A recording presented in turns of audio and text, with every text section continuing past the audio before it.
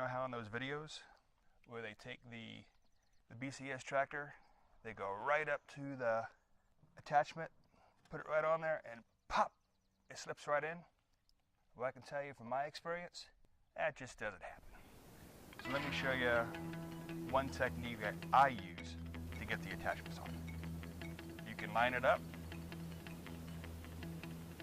get it into the attachment hole, the PTO unit, and then simply put on the parking brake,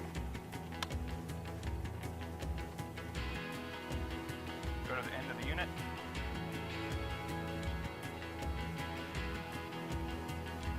and just lift it up,